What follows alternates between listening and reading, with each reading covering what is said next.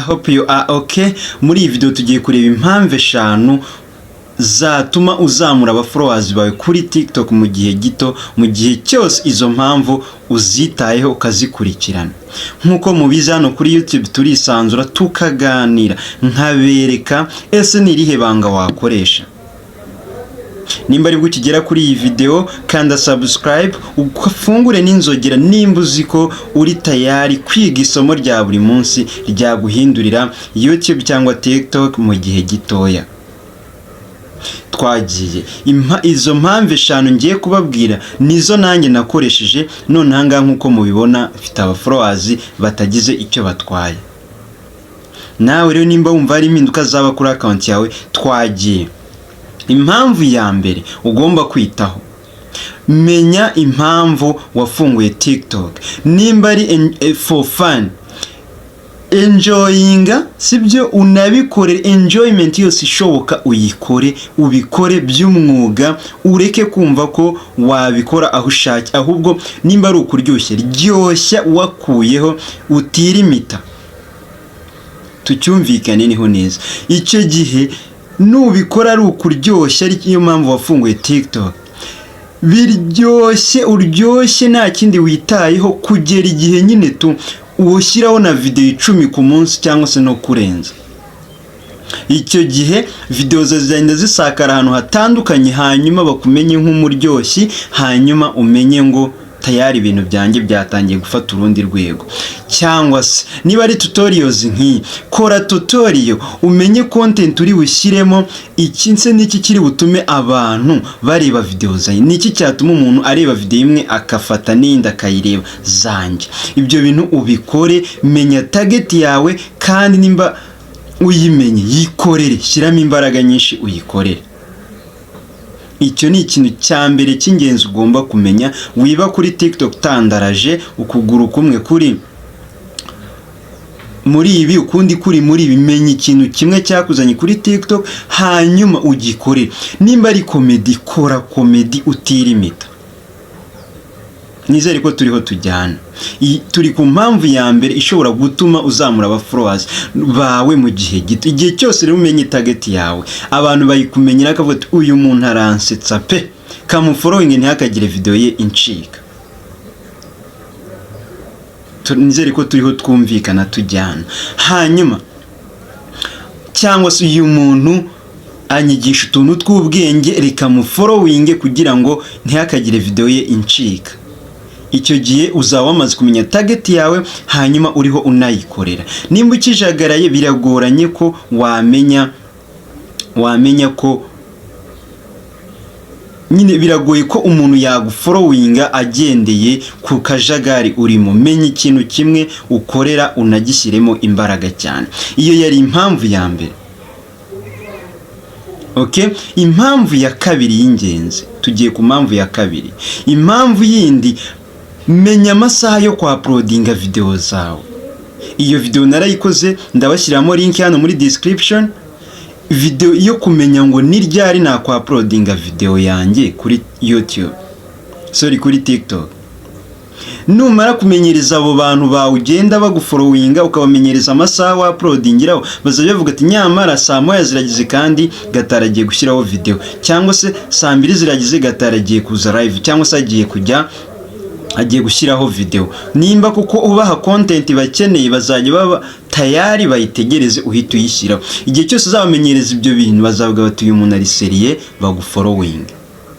Ariko aho niba ujagaraye bizagorana ko umuntu yagufollowinga, kuko ntago agufatisha neza. Iyo video y'uburyo ugomba kureba amasaha yo kwa uploadinga murayisanga, link murayisanga muri description, hanyuma ukandeho uyirebe. Amasaha yo kwa uploadinga ni sangahe. Mbibutsa ko buri muntu agira amasaha ye. Tugiye ku mpamvu ya gatatu. Gerageza kureba video z'abandi, nurangiza unaziparticipatingemo.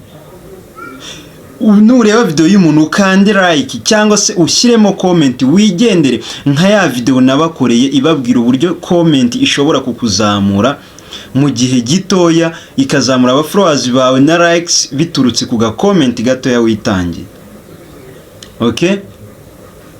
Ni ukuvuga ngo reba video z'abandi hanyuma unagire gute, unazinterveningemo, ugire gute, wandikemo comment cyangwa se ushyiremo like hanyuma wikomereza. Icyo gihe izina ryawe, account yawe uzaba uri kuyisiga mu ma account menshi atandukanye y'abantu, hanyuma bagire bate, bakubone, bamenye gukoresha TikTok.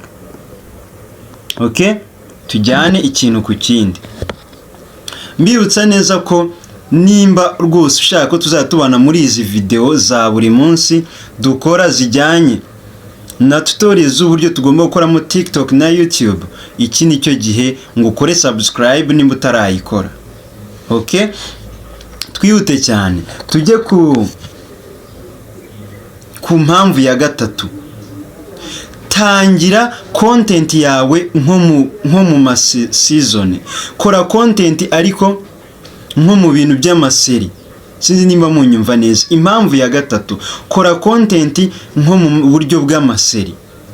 Ushyireho part 1, uvuga uti muri part 1 tugiye kureba ibi, muri part 2 tuzareba ibi, muri part 3 tugiye kureba ibi, gutyo uhe abantu. Nuvuga ngo abantu nibakunda part 1 yawe azifuza kubona part 2, nawe akunda part 2 ayifuze kubona part 3, bityo agufollowinge bitume ugira gute, abafollowers bawe bazamuka mu gihe gitoya, igihe cyose wiyemeje watangiye. Okay? Noneho tugiye ku mpamvu ya kane nayo y'ingenzi igomba gutuma uzamura abafollowers bawe mu gihe gitoya. Mbibutsa neza ko nimba ari bwo gitangira gukoresha TikTok cyangwa se ukaba wayikoreshaga ariko ukabumva yabamo impinduka nziza, ukavuga uti naye ngiye kubikora kinyamwuga, kanda kuri akantu ko gufollowing hanyuma kandi kuri subscribe kuri iyi channel, hanyuma ukandi no kunzogera ifungure kugira ngo ntihakagire video nimwe gucaho. Mbibutsa neza ko nta zindi video nkora, ngiye nta makuru y'imyidagaduro mba mfite, nta kindi kintu, ibintu nzi ni ibijyanye na hano na TikTok na YouTube. Iyo mpamvu ya kane rero iravuga ngo gerageza gukorana n'abandi, jya aho abandi bari. Nimba ari umuntu ubona agerageza kugira abantu benshi, musange mukore collabo, mufatanye, musharingane, muvanga abafollowers, abe bagufollowing nawe bagumufollowing abawe, gutyo muzamurane. Icyo gihe biraza kugufasha kugira gute, kuzamura abafollowers bawe mu gihe gito. Urugero, nimba ngiye mfite abafollowers 100, wowe ufite abafollowers 500, nkaza 500 wawe ntihaburamo 50 bamfollowinga, nanjye mu ijana ryanjye ntihaburimo 20 bagufollowinga, hanyuma batangire bakurikirana ibyo ukora, nawe bakurikirane ibyo akora. Nizere ko turiho tujyana, ariko ndagusabye please ukande kuri subscribe nimba wifuza kujya ureba video yose ikakugereraho igihe. Dukomeze kandi ntukave kuri video udakanze like ngo umuntu amenye ko wahageze cyangwa se mushyiremo comment. Twagiye.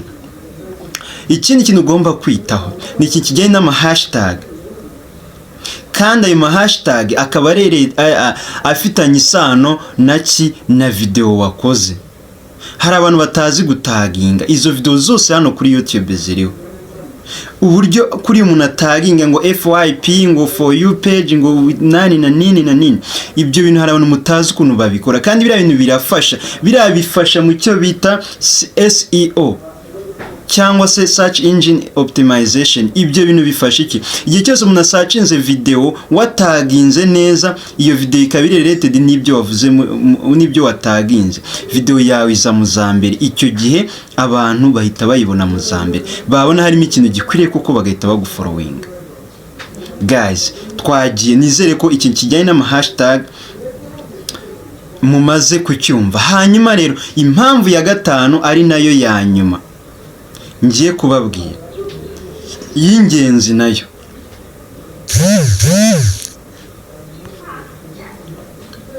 gerageza ukoreshe icyo bita subtitles. Nimba uri kuvuga ubishoboye kweditinga ubwo buryo, gerageza ubwandike, bijye byandika kuri screen nimba bishoboka, nimba ubishoboye. Hanyuma icyo gihe umuntu uko abona izo change utwo tuntu turi kuri screen tumurangaza, niko arushaho kugira gute, kutinda areba video ya, hanyuma akita no kubyo umubwiye akagufollowing. Guys, nimba utangiye urugendo rwo kuzamura account yawe ugashaka ko iboostinga mu gihe gitoya.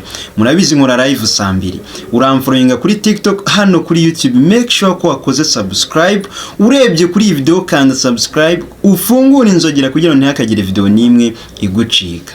Guys, bye, ndabakunda. Ubwo noneho video itaha, ibibazo muri bumbaze muri comment nibyo nzaza nsubiza muri video itaha, hanyuma turusheho kubaka umuryango uryoshye. Bye, ndabakunda.